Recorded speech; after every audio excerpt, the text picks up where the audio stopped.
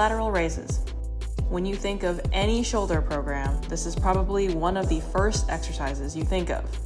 It's the go-to exercise when targeting middle delts. And there are so many options: dumbbell, double arm cable, single arm cable, pin and cable machine, bent elbow, lateral raise machine, and more. So, how do you decide which one is better? First, let's talk about form.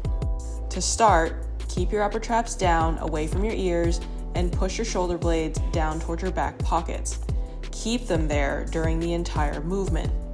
Engage your core and hinge slightly at your hips to keep the weight or cable handle in front of you. Then, keep a slight bend to your elbows as you raise the weight up with your palms facing down towards the floor. Think about reaching your fists out and away from you as you raise the weight. Once you get to shoulder height, control the weight back down and repeat. Regardless of which way you pick, your form needs to be on point. Too often, people overcompensate, ego lift, and swing the weights, all of which completely miss the point of the exercise. So, don't let that be you. Now, let's review the most common setups. Cable machine. You can set up the pulley position based on your height, arm length, and position.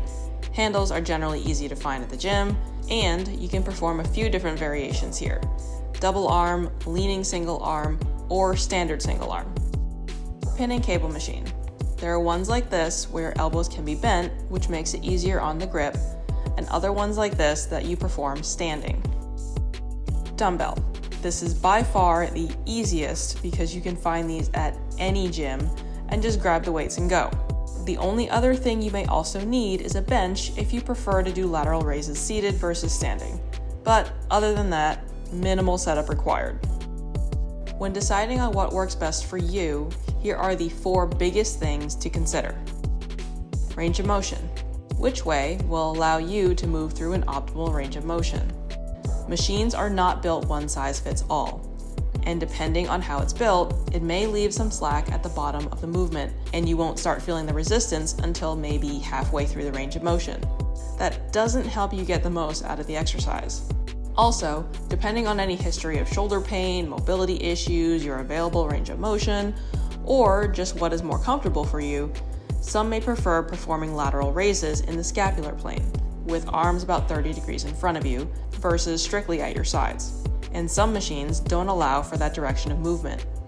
Cable machines tend to be the best option for this because they keep tension on your delts even at the bottom and fully allow you to adjust for frontal or scapular plane. Dumbbells are also a good option for both planes, though they don't provide tension at the bottom of the movement.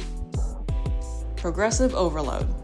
The lateral raise is not the easiest exercise to progress, but in order to increase strength and improve muscle definition, you have to, because your delts aren't built overnight.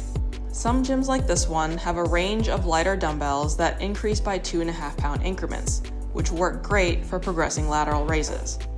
If your gym has dumbbells with 5 pound increments instead, progression is still possible, but it may feel more gradual. In that case, you might prefer a cable machine that has smaller weight increments so you can work on progressive overload more easily. Types of sets.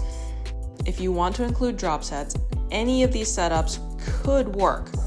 However, it gets a little trickier if you want to do multiple drop sets. For example, this machine here only has increments of 10 pounds. So for me, if I was starting at 30 pounds, I would only be able to drop once. With dumbbells and some cable machines, I can drop multiple times to really work my delts till failure. Another example is partial reps. If you decided you wanted to burn out your delts by working them through the lower half of the range of motion, then you'll want a setup that keeps tension on your delts in that range of motion the whole time. And if the machine you're using leaves a lot of slack at the bottom and you don't feel the resistance until almost halfway up, then that wouldn't work so well.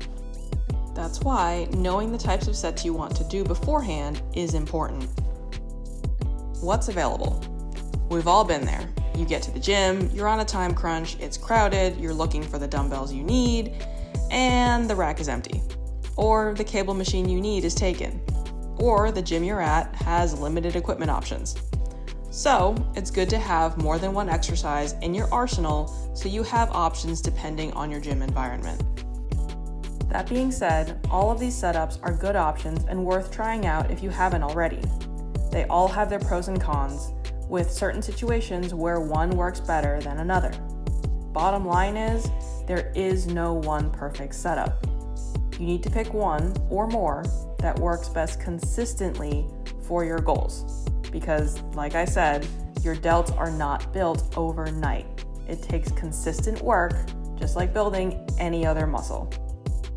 Hope this helps you on your road to cap delts. If you found this video helpful, give it a like, share, and subscribe for more. Thanks for watching.